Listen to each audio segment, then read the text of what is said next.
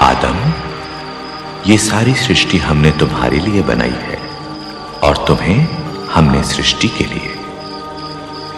तुम हर वृक्ष का फल खा सकते हो अतिरिक्त इस वृक्ष के। ये ज्ञान का वृक्ष है, अच्छाई और बुराई के ज्ञान का।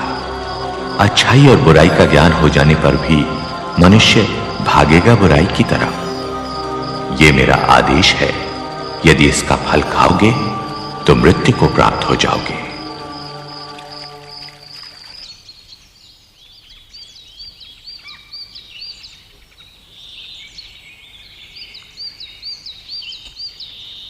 और फिर ईश्वर ने देखा सबके जोड़े थे, पशु, पक्षी, जलचर, वनचर, मगर आदिमानव का कोई जोड़ा न था।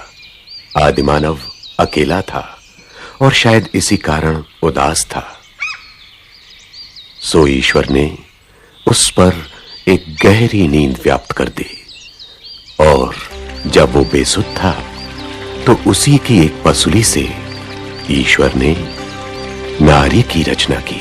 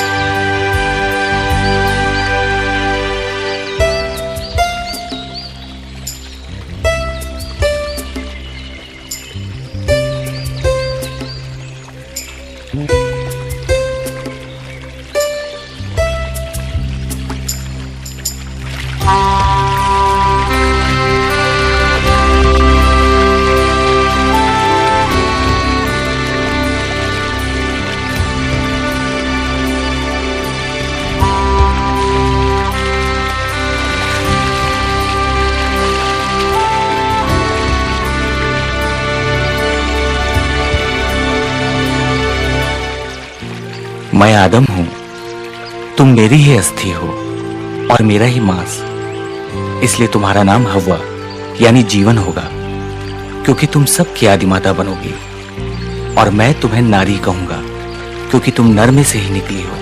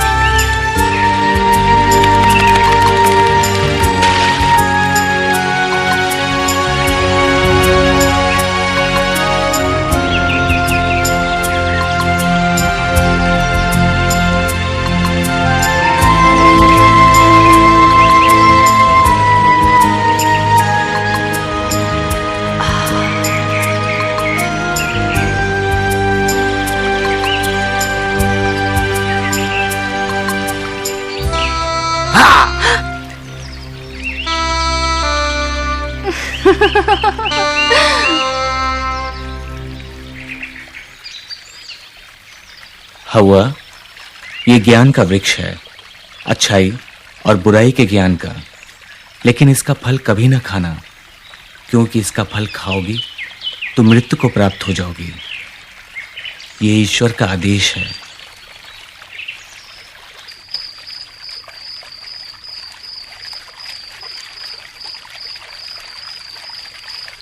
हव्वा,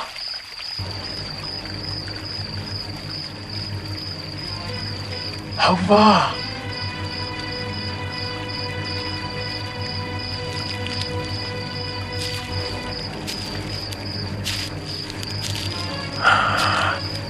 क्या किसी भी पेड़ का फल नहीं खा सकती? नहीं, हम सभी पेड़ों के फल खा सकते हैं। सिर्फ इस पेड़ का फल खाना मना है। ओह, जानती हो क्यों? ईश्वर का आदेश है। इसलिए कि अगर तुमने ये फल खा लिया तो तुम्हें अच्छाई बुराई का ज्ञान हो जाएगा और तब तुम खुद ईश्वर के बराबर हो जाओगी। मैं नहीं मानती। मत मानो, खाकर देखोगी तब पता चलेगा।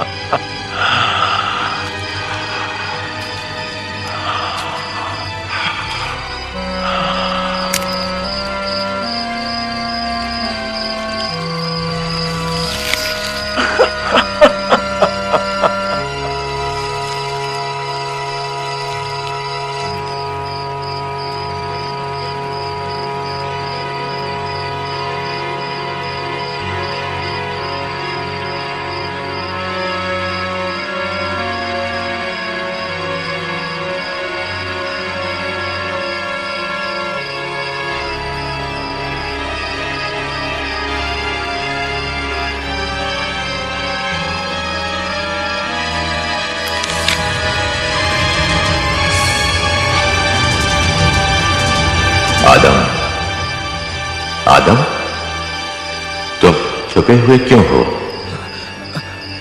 मुझे शर्म आती है। ऐसा कुछ किया जिस पर शर्म आए? मैं नग्न हूं। तुम्हें पता कैसे चला कि तुम नग्न हो? सुनो, तुमने ज्ञान वृक्ष का फल खा लिया क्या? मुझे इसने दिया, जिसे आपने भेजा। मुझे सांप ने खाने को कहा।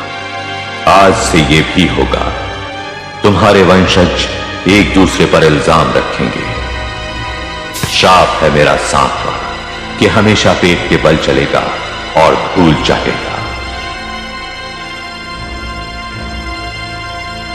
शाप है मेरा औरत पर कि हमेशा प्रसव पीड़ा उठाएगी और आज से सारे फैसले पुरुष करेगा और ये उसका मुंह देखेगी। शाप है मेरा तुम पर कि हमेशा मेहनत करोगे, माथे का पसीना बहाओगे तो पेट की आग बुझाओगे। अच्छा होता यदि तुम इस वृक्ष का फल ना खाते, तब तुम अमर हो जाते। लेकिन अब तुम मृत जीवी हो, जियोगे लेकिन मर जाया करोगे। मिट्टी से बने हो, मिट्टी में वापस मिल जाया करोगे। और अब तुम में से कोई इस स्वर्ग में रहने का अधिकारी नहीं। वहां जाओ जहां कांटे हैं, पत्थर हैं और मेहनत।